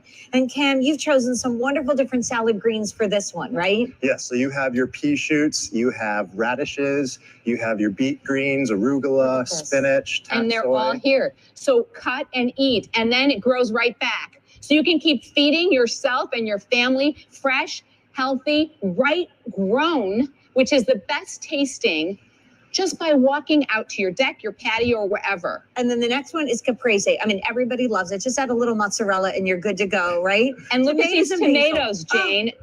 Brian, look at these. I know you want one, right, Brian? Look at these tomatoes. Gorgeous. This has only been growing for a handful of weeks, and already tomatoes, the basil, again, just walk out, snip, but you don't have to do anything, but basically put dirt in this, water it, lay down the sheet. That's it. Okay, this is, I think, the money saver right here, Cam. This is herbs. Like, if you, and many of you are getting more than one, but everybody at least needs to get that one, don't you think? Oh my God, definitely. I mean, this has all your most popular herb varieties out there. And if you go to the store and you buy your little box of herbs, you bring it home, it's going to be really delicious for a few days before it starts wilting. So with this, you can pick it any day you want. And you know, I'm a terrible gardener. I wish we had smell-o-vision. And Cam has absolutely, I was just thinking the other day, we should do an herb garden on the deck. And my husband looks at me like, really? Okay, so now listen. Food, water, and shelter. That's what we're talking about. Talking about how Trump is basically revolutionized America by having us think about family first, right? Opportunities first. We talked about housing. Now we're talking about food. This is a great way to start, people. If you say, you know what, I don't grow things, I don't have a big backyard, you can start you can buy in the pod. As you can see, they have the longer sheets that you can go out and you can buy. This is an opportunity for you to learn to grow. Many of us we're not farmers. Anybody in there a farmer? We didn't grow up on farms. And so how do we start? Now you can. How are we able to take care of ourselves? Well, you start with little stuff like that. I like showing little stuff like that because I think it makes the world a difference. The more that we learn, the more we grow. Because it's good information. Absolutely, Caroline, it's good information. Oh, good. I'm glad you did. I love the Trump rally. I think the Trump rally was great. I think Trump is motivating people. I think he's informing people of how this country is ran and how foreign affairs have really affected our pocketbooks on a local level. And that if we continue to give so much help to somebody else, I don't know where we're going to be at 3 years from now. But right now, tonight, we're just talking about preparation and opportunity. I really appreciate you guys chiming in. I hope that you take the time to go to Cal Texas Homes. Again, we're not just talking about moving to California. Many of you guys don't realize that in this country, food, God, family, and country, food, water, and shelter is so important. And if I can provide you with different ways to prevent you from being homeless, from being all of a sudden displaced like we saw earlier on that video, and that you take the time to love you. If you don't take the time to love you, nobody's going to love you. If you don't take the time to have an opportunity to confirm how you're thinking and where you stand, it's a failure within ourselves. It's the basic steps, right? These baby steps build confidence. I love it. Absolutely. So sweet. Thank you so much, because it's sometimes the small steps that we don't do that we could do impact our lives, right? Especially finding kindred spirit, family members that really set the tone of how we feel. Let me show you, talk about growing. I really want to take you to the website of the seed pod. I love that seed pod situation. I don't know about y'all, but that excites me. I'm definitely going to be getting some of those and testing them out. And maybe I'll show you guys something in the future about that. And because you want to grow healthy and healthy and warm opportunities. Hold on.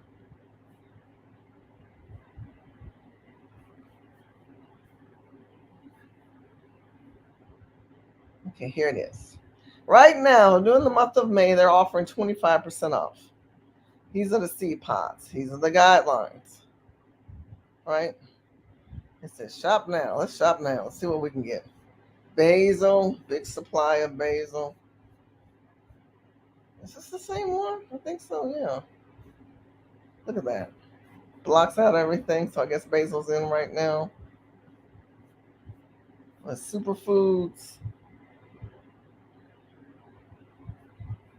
Superfoods. Okay, here we go. Wow, okay. You can pick your own pots and how you want to place them. They've got tomatoes, peppers, cucumbers. Y'all see that? Broccoli, lettuce, and corn. Now, let's keep going. Girls, see the larger plants. Let's keep going. Watermelon. All you people love watermelon. Peppers, some more tomatoes, cauliflower, jalapenos. You make your own. You just start dropping them in there. Look at that. Look at that. Cantaloupe, squash, summer squash, broccoli. Look at that. Look at that. And then you add them and create your own pods. Look, you make your own pods. Make your own. I want to add this one. I want to add. I'm just gonna make up something. I'm gonna add some pumpkin. Look, and you end up making a pod. And then there's stories. Look at this. Stories of people who did it in their backyards. It was easy, they said. They just basically set up those beds. See how they set those beds up? Kept them little creatures from trying to come in there and eat them up. After they set up the beds, they set up the little area of a wall. Look at these people. I'm telling you. There's no reason why y'all can't do this. And then the little things start growing. Oh my God, I'm so excited about this. Okay, now that's the bigger ones. Now you might say, I can't afford no $130. Let me test this out. Some of the smaller plants, just the herbs ones, the round ones, you put on your little desk.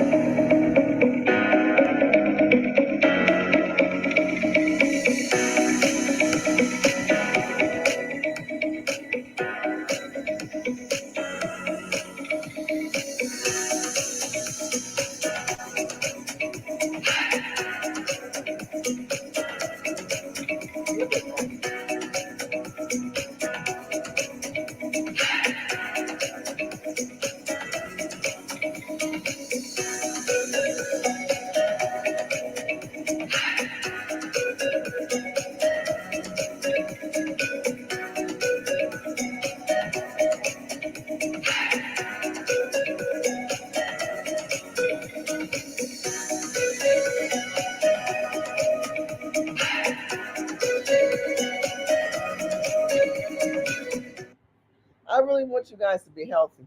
I really want you to have opportunities that you never thought about having.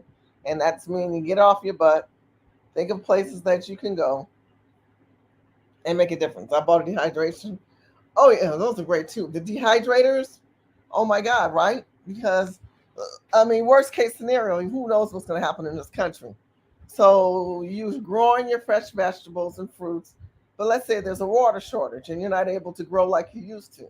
Well, if you get a dehydrator, and a dehydrator makes a world of difference, you can dehydrate your vegetables and can them, and that's also really good. Another cheap thing, I was looking at the other day. Let me show you this one. Another way, again, we're talking about affordable food. Hold on. Oh, I had it.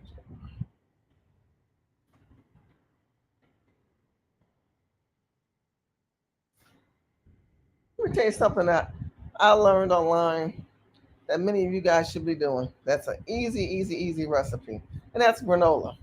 And I say granola because we talk about first we're talking about fresh vegetables, but we can talk about dry foods, easy components of dry food that can make a world of difference. But if you're not conscious of the fact that you can do it yourself, sometimes we think I can't do this. You can prepare. You can always prepare. It's how you start. The treat here is in that little baby, honey. So that sweetens it. So just start off with 200 ml of delicious honey into a pan just to warm up. In she goes. Now, I know these are a chef's favorite, but it makes all the difference, especially for breakfast. A fresh vanilla pod. And I think of the way that I use herbs to add flavor to soups and salads. I like to think that vanilla does exactly the same. Scrape out all those wonderful seeds in. Now, the staple, vanilla, the oats. Next, have rice. Okay, so I'm gonna talk for him. Okay, when you take the granola, as you can see, he's adding all these different nuts, and he's adding a lot of he'll add the oats, he'll add the nuts, he'll add butter, he'll add you can go to this video, and he'll add honey, and then after he adds it all, he lays it on a tray. He lays it on the tray, and then he bakes it in the oven. Right? He adds a little salt because with the sweetness you need to add a little salt. And he put corn puffs. I don't like corn puffs, so I kind of left that out of my recipe. And he puts it in the oven for about 30 minutes, waits till it's golden brown. Some people say 15, toss it, bring it back in. And then guess what? It can store up in your cabinets. They're claiming for a week to 2 weeks. He adds fresh cranberries and some other type of nuts into them that are very good. Berries, it's not nuts, berries. You add your berries afterwards because if you add them while they were cooking, of course, they would burn really quickly, especially with the sugar content. You take this, you can it, boom, dry food. Dry food, people. Come on now, I just showed you fresh food and dry food. You can't get any better than that. Fresh food and dry food. Let's try another one. That's my little Italian lady. She's good to watch. Let's see. Hi guys, I'm Laura Vitale. On this episode of Laura in the Kitchen, I'm going to show you how to make homemade granola. Not granola bars. I've already done an episode on that, so you should go ahead and check it out if you're interested. This is just play with whatever you... Hold on. Let's turn her volume down. Again, some people, they take the oats, they go ahead and they add cinnamon, they add nutmeg, they add nuts. Some people use coconut oil, some people use olive oil, but I've seen that the consistency in these videos have been basically a lot of coconut oil and honey. I watched one lady, she made granola with whites. She made egg whites. I thought that was interesting because she wanted to make it sugar-free. To combine them together, she adds vanilla extract, and again, the oil, the honey, and the combination with the fresh nuts, and then you just lay it on the tray. Now, this is a very simple recipe. You can see she has almonds and walnuts in there, and she laid it on the tray. Some other people do parchment paper. After you just lay it on the tray, you just bake it. So you've got your fresh herbs. Now you learn how to do with some dry foods. And granola is one of the best ways. It's a cheap way to eat. You don't have a lot of money, right? Then after it's finished baking, again, same simple recipe. You go in there and you get your cranberries, or you say, you know what, I want to add some raisins, all your little berries, and you turn that all up in there. Really easy to do. It's a great video. You know what's interesting about granola? Granola hot is good. Like if you have some heavy cream, some granola, and then you add some fresh fruit, it's wonderful. You know what you end up doing? Put it up here on the side, And instead of snacks for your kids, the granola would be helpful. So I'm just thinking, I love granola. I think it's a good.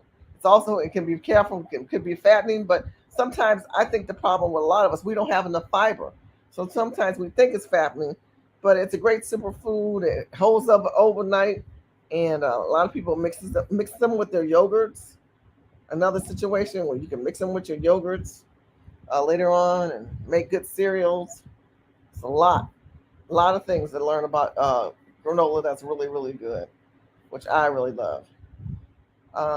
I think that's about it. I can't think of anything else I was going to share with you guys. I think you're great. I think that if we understand that if we take the time to put ourselves aside and identify where we're coming from, that we see the opportunities that are before us, we just have to reach for them. Have communication, talk to each other, and I think that's a good thing. And I appreciate you chiming in. I appreciate you guys giving me your input on where we are. Um, there are a lot of scams, but I think you have to do your homework. Have to do your homework.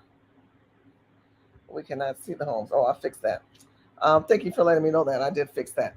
I think the key thing that we have to keep in mind is that if we want to own a home, we can. If we don't want to own a home, at least do a rent to own. If we don't do a rent to own, then we need to relocate. We need to identify the cost of living, how much you're paying for electric, light, and gas. Do you understand what your credit is? Are you going to Experian? I showed the Experian video. Again, go to Experian. Go to these credit bureaus that will help you see what your credit is. Sit down and highlight. Okay, this is what I did wrong. This is what I did right. Don't live in fear. That's the number one thing I want to encourage you to do in life. Don't live in fear. If you don't confront your fears, you'll never confront anything. So you're the biggest cheerleader for you. Ain't nobody gonna cheer you on your opportunities or your vision but you. Because there's too many other people cheering against you if you allow it to happen. When you're in a room, you should light up the room. You should be the one that everyone's so excited to see. If you enter a room, family members, friends, or somewhere, and you're not welcome, you're not loved, people don't understand you, they criticize you, and they constantly want to have combative conversations, displacing you in your energy, you need to get away from that. You need to go away from all these people that don't understand where you're coming from, where you want to go, where you want to accomplish. You ready to realize also that we're living in times where food is going to become costly. Gas is not going down. Rates are going up. Scams are coming back again. The housing scams coming back again. You see, I just showed you that video of Ohio in the 9th district where this woman is saying, look, we have a displacement of folks that are about to occur because these people were not making payments, and bulk sales of houses are occurring and arising up. And they can also happen in your community. You're also living with a flex of communities like California and New York, where the congressional seats are losing them because people are moving out. Migration is real, people. Movement is real. Are you going to watch everybody in your community that you used to know and love move out? Are you delusional, living in a city where you say, oh, it's going to come back. I remember when LA was such and such. This is only a season. You're a delusional person. Because by the time you wake up, you're not going to be able to afford to even do Divvy. You're going to be renting the rest of your life. You don't need to be renting. You need to own land, plant food, be able to maintain your lifestyle, and be prepared. Be prepared for whatever reason you need to be prepared. Be the sound-minded person in your family. When everybody else is cuckoo for Cocoa Puffs, stupid, dumb, liberal, crazy, whatever they are, you don't have to be them. You can be a person and say, you know what, I'm not going to have that kind of mindset. I am focusing on you. I know God is my provider. He's Jehovah Jireh. So I want to leave you with a good note in this. I want you to learn to pray. I want you to learn to focus. I want you to learn to do things, ritual that make you say good things to yourself. I'm not stupid. I'm not dumb. I'm highly intelligent. I can get your job done. God has got great things going on in my life. If you don't speak life to yourself, you are going to die. If you operate under a fear mentality, you are going to die. If you watch all this crazy ass news every day, if you watch the videos of people who are dying in black communities that continue to tear each other up, and black family first ain't even on their priority list. Why are we all still talking about this dead man who was not black family first, didn't pay his child support, and y'all know exactly who I'm talking about. And I see these black men mourning over him and black women hating them. How is that going to pay your bills? How's that going to move you forward? It's not. What will move you forward is your forward-thinking person. On a spiritual aspect, You've got to understand soul, body, and mind. You've got to be able to have a spirit that connects to God, to hear God, to commune with God. I take communion every day, and if I don't keep it every day, I do it every other day. And I know there's black people that don't believe in God and Christ. That's your thing. That's not my thing. My thing is I know that I need to have a spiritual balance in my life. You need to be quiet. You need to meditate. Find meditation videos. Find YouTube videos that help you sleep at night. Let me show you a sleep to YouTube video. And many of you guys are saying, well, how do I meditate, Shirley? I don't do no meditation. Or I'm a Christian. Do Christians meditate? Well, the Bible talks about meditating on the Word of God. The Bible talks about that. But so many times we don't meditate because we're too busy in the rat race. This is a rat race running world. And it'll keep you running. Now, I'm not going to play it because I know it's got music behind it. But this tape here is a healing video. This is what you play all night. It's 6 hours long. Starts off real bright. And then it just talks. Let's see if it'll talk. They might feel completely safe and secure in Jesus' name.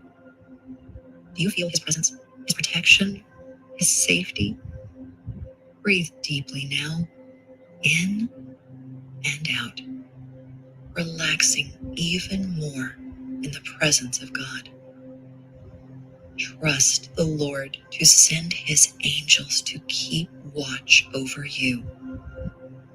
Allow yourself to imagine guardian angels in the room with you. They are there to protect you so that you can rest easily. Feel the warmth of the covers and the softness of the pillow as you sink deeper into peaceful relaxation. It's one of my favorite videos. And then she constantly repeats Psalm 91. Psalm 91 is a warrior prayer. It's a prayer of healing. As you get further into the video, look, it goes black. So you might say, oh, it's too bright in my room. Look. We will find rest beneath your wings. We glory in your presence. So it goes black, which I love that too, because then I wake up and I go, oh my God, it went black. All these different videos. Abide is probably my favorite one. This one shows too many ads. But Abide is probably one of my favorite ones. So let me go back one more time. I'm sorry about that. Whoops. Find rest for your soul as you listen to this peaceful Bible. Okay. Make sure you guys go and join Abide. Sleep meditation. Some of them are longer, 8 hours. Some of them are 3 hours. Take the time and meditate. Take the time and meditate. That'll overcome your fears and your failures. And then you have clarity. It'll help you have clarity. Psalms 91. Lord is my shepherd, I shall not want. He maketh me lay my head down in green pastures. Many of you guys don't lay your head in green pastures because you live in a city with all that chaos around it. He restoreth my soul. Another thing you can do is just go to a local park. Find your little local park. And you say, what is the local park going to do for me, Shirley? The local park will help heal you because you take your feet and you elevate that into the ground. And if you look at a local park, you take that park and you sit in the park. It sounds a little cuckoo, but I'm telling you, find you a nice little park. Sit in the park. Find that moment where you say, I just need to rest. I need to find that green pasture because guess what? You live in a city. There are no parks. You live in cities where there's no parks. Well, if you live in cities that are no parks, you find you a park and you sit in that city. Here's New York, right? You're sitting in this park and you're meditating. You find that quiet moment. You're identifying that to bring that balance of physical, you need that mental clarity. You've got that spiritual clarity because you've been praying, but you need that mental clarity because you need to be in an environment where you're having clarity. That'll prepare you for the following week. That'll prepare you for the next day. It's all important. It's all of what we need to do as a people. One that identifies the importance of who we are and where we want to go. Karen says, I agree. If you don't own the roof you live in, never control your rent. That's true. You'll always be moving. Oh, and you're moving because you're subject to somebody else's season, right? Exactly. It's totally agreeing. Totally agree. I'm so glad that people are watching right now that agree with me, because there's some people who don't, and they rather spend time talking about gossip and all this other stuff. I'm talking about survival, because you don't have Trump in office right now. You have an administration that's constantly devaluing this country. It's a treasonous administration. It's an administration that's making a lot of people angry. I don't have time, nor do you, to live in the anger. I don't have time, nor do you, to worry about all the immigration, the migration, the trade issues, even all the stuff Trump had mentioned, and God bless him. But we're not at that level, people. We're at the survival game. So hopefully the tips that you got tonight will take you to that next level. And then you can take all this good news, all this good information that you're able to gather from Divvy to the seed pod, to the meditation, to the housing, to you even looking at your own credit and saying, you know what, I got to work on my credit. I got to work on my life. At least look at yourself. Look at yourself in the mirror from a spiritual, mental, and physical point of view, and take what you see and do something good with it. And if you don't like it, change it. And if you're not perfect, ain't the end of the world. But stop speaking death to yourself. Speak life to yourself. Because more life that you speak, the more promise you have, the more future you will have. Make sure you guys follow me on Facebook and Instagram. And make sure that you continue to like and share this video. I really appreciate it. I appreciate your input. Thank you, President Trump, for coming out to Austin, Texas. Continue, Trump, to do what you've been doing, which is letting America know that it has the opportunity to be made great again. Even with this administration, I want people to feel hopeful and not hopeless. And there's people like President Trump and me and you that are out there having an identification of who we are and where we need to be. Because if we don't, then we fail ourselves. Blessings, my family. Good night.